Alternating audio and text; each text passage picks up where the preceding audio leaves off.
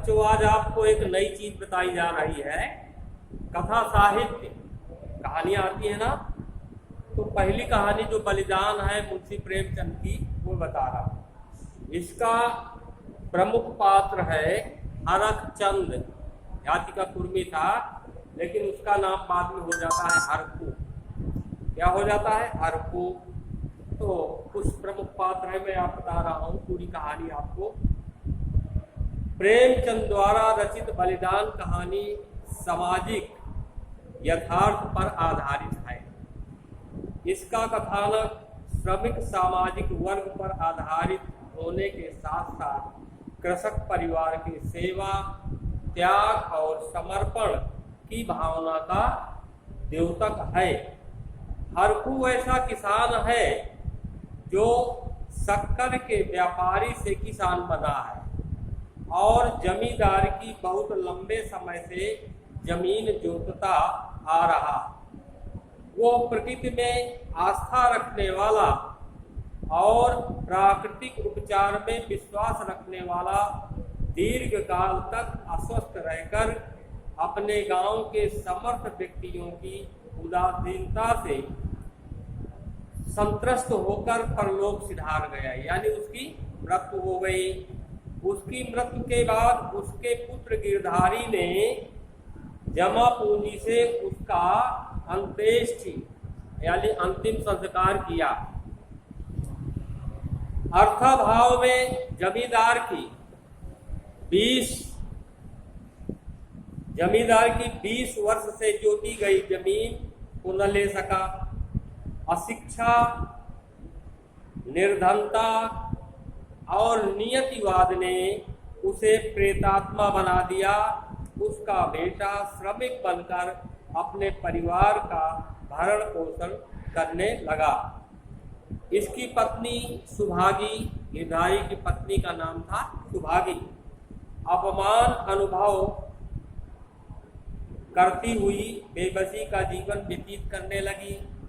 संपूर्ण कथानक सामाजिक सच्चाई पर आधारित है। यह कहानी जमींदार, कृषक और श्रमिक तीनों के बीच के बहुत दुखदायी संबंधों की महागाथा है। इस कहानी में कहानीकार ने पुलिस प्रशासन, ग्राम पंचायत, जमींदार व्यवस्था, कृषि और श्रम क्षेत्र से अलग अलग पात्रों का चयन किया है। मंगल सिंह पुलिस विभाग में सिपाही है। कालकादीन गांव का मुखिया है। हरकू व्यापारी से किसान बना, कृषि क्षेत्र से संबद्ध प्रमुख है। लाला ओंकार नाथ वो गांव के जमींदार हैं। कहानीकार ने इन प्रमुख पात्रों के अतिरिक्त गिरधारी, उसकी पत्नी सुभागी और उसके पुत्रों की जीवन शैली और कार्य शैली का संकेत किया है। हरकू किसान का पुत्र गिरधारी इस कहानी का प्रमुख नायक है। पिता की मृत्यु के बाद रूढ़ परंपराओं में जकड़ा हरकू परंपरागत कृषि की रक्षा नहीं कर पाता है। असमय में उसकी मृत्यु हो जाती है। वो संघर्षशील प्रकृति का होते हुए भी जमींदार की हृदयहीनता और कठोरता के प्रहारों से आहत होकर अपने परंपरागत सामाजिक मूल्यों की रक्षा नहीं कर पाता। मन, वाणी, कर्म में एक रूप रहने वाला गिरधारी ग्राम पंचायत में अपनी स्पष्टवादिता, सत्यवादिता और कर्तव्य परायणता के आधार पर अनुकरणीय प्रतिमान स्थापित करता है। महाजनी सभ्यता और मंगल सिंह की चतुरता उसे श्रीहीन और पराभूत बना देती है। उसकी पत्नी सुभागी भारत की परंपरागत नारी अस्मिता का प्रतीक है।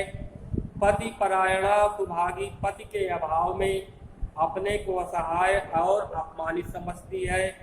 इस कहानी में कहानीकार ने तुलसी महाजन के व्यवसायी चरित्र को भी उद्घाटित किया है। बलिदान कहानी में कहानीकार ने जिन संवादों का प्रयोग किया है उनसे एक ओर पात्रों का चरित्र स्पष्ट हुआ है और दूसरी ओर कथानक की गति, ऊर्जा और विस्तार मिला है। प्रेमचंद ने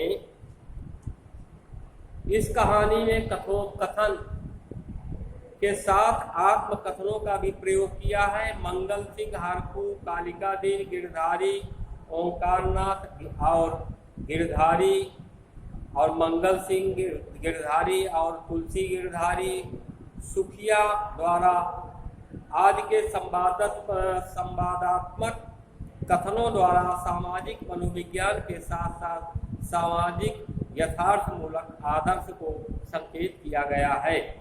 कहानीकार ने गिरधारी के आत्मकथनों द्वारा उसकी विवशता, आस्था, विश्वास, हताशा, निराशा आदि को केंद्रित किया है। उसके आत्मकथनों में उसका आत्ममंथन, आत्मग्लानि और आत्म पराजय के भाव व्यंजित हुए हैं।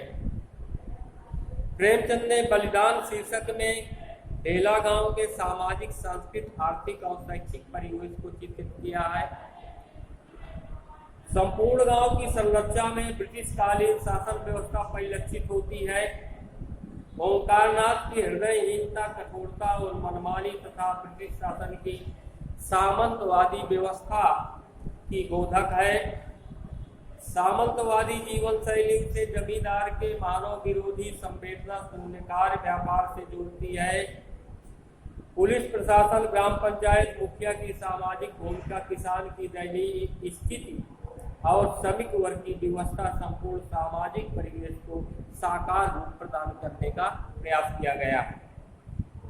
प्रेमचंद ने बलिदान शीर्षक कहानी में विषयानुकूल, पात्रानुकूल भाषा का प्रयोग किया है। हरखू, गिरधारी और सुखिया के कथनों में सरल संबोध और संप्रेष हिंदी भाषा का प्रयोग हुआ है। ये सभी बिना पढ़े लिखे पात्र परस्पर संभाषण में सद्भाव और बेसत शब्दों का प्रयोग अधिक करते हैं।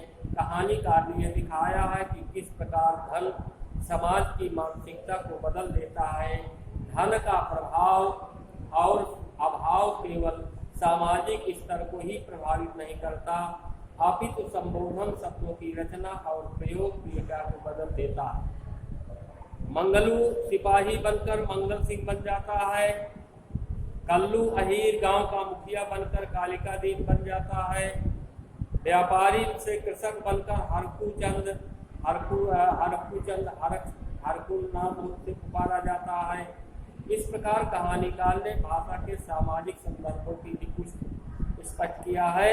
जमींदार मंगल सिंह, कालिका दीन और तुलसी, हरखू, गिरधारी और सुभागी के कथनों में अनौपचारिक शैली और आत्मीय बोधक शैली का प्रयोग किया गया है। बलिदान कहानी का शीर्षक अपने रचना, प्रयोग और प्रकार प्रक्रिया में सटीक और सार्थक है। हरखू और गिरधारी जमींदार और प्रतिष्ठित ग्रामवासियों की कार्यशैली से संतुष्ट होकर अपने उदार और उदार परंपरागत जीवन मूल्यों से विमुख होकर सब कुछ त्याग देते हैं।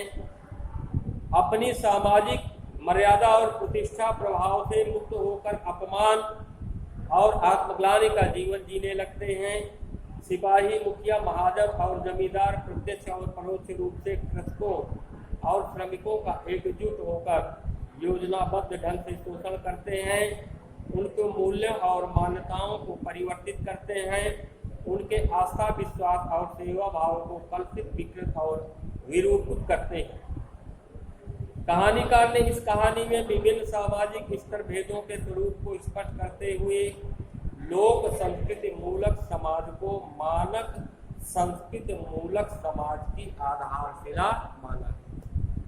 ये था हरखू पाठ मुंशी प्रेमचंद बलिदान कहानी।